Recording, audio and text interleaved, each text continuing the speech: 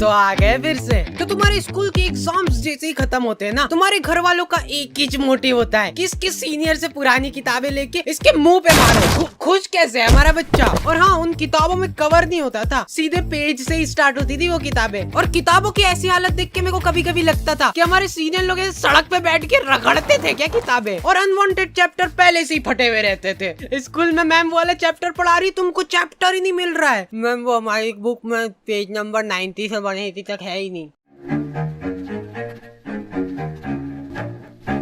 Anyways, गर्मी की छुट्टियाँ। तो गर्मी की छुट्टियाँ पढ़ते से हम लोगों ने असेंबल करा हमारा ग्रुप, दाल बाटी युवा मंडल। हाँ, हमको भी हमारे ग्रुप का नाम शुरुआत में थोड़ा ऐसा अजीब लग रहा था, कुछ ऐसे किसी चीज की कमी लग रही थी। तो फिर हमने दाल बाटी प्लस रायता युवा मंडल रख दिया। और हाँ, मेरे को आज तक ये बात समझ नहीं आई कि ये स्कूल वाले अप्रैल में स्कूल लगा के क्या कर रहे हैं। टीचर लोग तुमको एक एक चैप्टर पढ़ा देंगे अप्रैल में, और फिर जब तुम भूले भटके 2 महीने की गर्मी की छुट्टियों के बाद स्कूल आओगे, बेटा अप्रैल में पूरा कोर्स निपटा दिया था अपन ने, आंखों आंखों में भटिंग भटिंग करके चैप्टर निपटाते, याद नहीं क्या तुमको?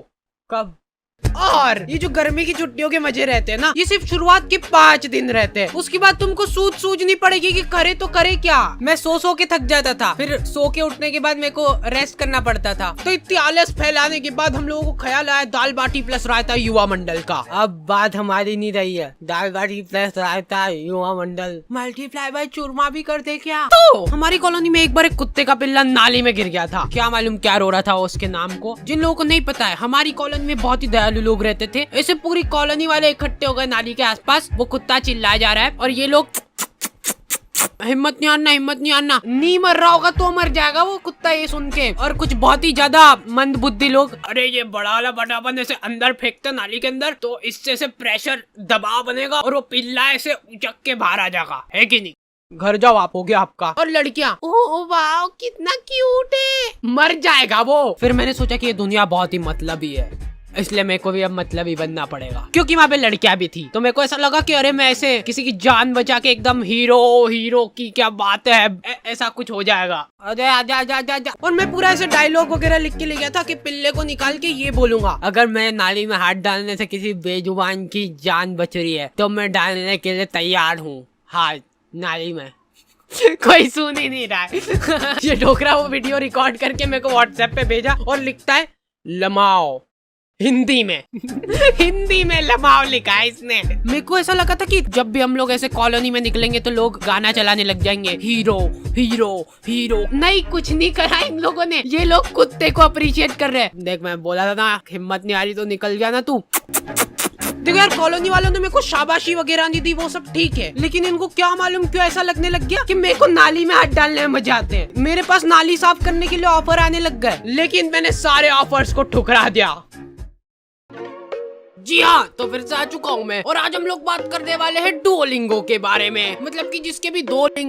गर्मी की छुट्टियों में तुम लोग भी फ्री भोगते बैठे ही होंगे, तो इधर उधर दीवारों पे माथा पटकने की जगह तुम लोग सीख सकते हो कुछ काम का। जैसे कि डुओलिंगो में मैं सीख रहा हूँ इंग्लिश। अब आगे का मैं पूरा इंग्लिश में बोलूंगा अगली वीडियो से। अभी सीख रहा हूँ ना, अभी सीखा थोड़ा ना हूँ। और सबसे बढ़िया बात, ये डुओलिंगो बिल्कुल ही फ्री ऐप है, समझ लो फ्री। तुम लोग इंग्लिश, हिंदी और 40 अलग अलग लैंग्वेजेस सीख सकते हो। लड़कियों को फिर तुमसे वो होगा, मतलब आकर्षित हो जाएगी लड़कियां तुमसे कि हिंदी में नहीं पढ़ रही तो इंग्लिश बोलने वाली लड़की को, मतलब ऐसे फिर 40 लैंग्वेज आएगी, तुम मतलब पूरे वर्ल्ड की लड़कियों को आकर्षित कर लोगे। तो डुओलिंगो को यूज करना बहुत ही सिंपल है, क्योंकि इसका इंटरफेस है बिल्कुल मस्त। So go and download Duolingo and learn a new language now. Link is in the description.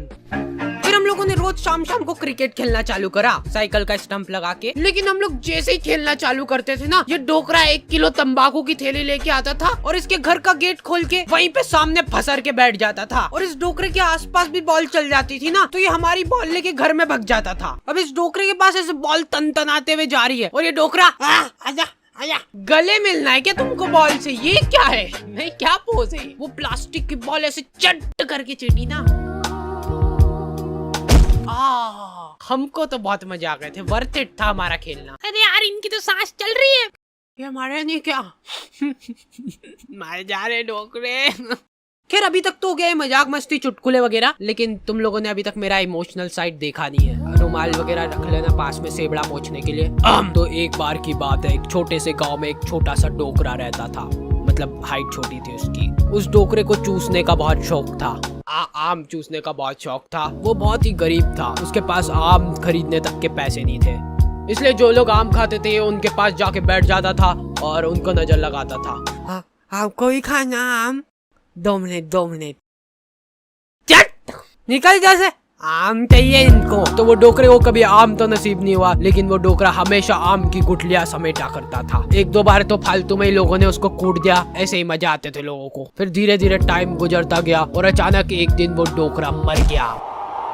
गाँव वालों को उसके मरने पे बहुत खुशी हुई, उन्होंने शादी पार्टी का माहौल बना दिया था, एकदम भोभा कर दिया था बिल्कुल। फिर कुछ सालों बाद उनके गांव में ढेर सारे आम के पेड़ उग गए। तब जाके गांव वालों को समझ आया कि वो डोकरा गुठलियों का क्या करता था। सारे गांव वाले बहुत चक्के रह गए। फिर सभी गांव वालों को अपनी गलती का एहसास हुआ और उन्होंने काटो ये सारे पेड़, फालतू उगा के चल गया यहाँ पे, मरते मरते भी ढंग का काम करके नहीं गया। तो मोरल ऑफ द स्टोरी ये है कि पेड़ काटो।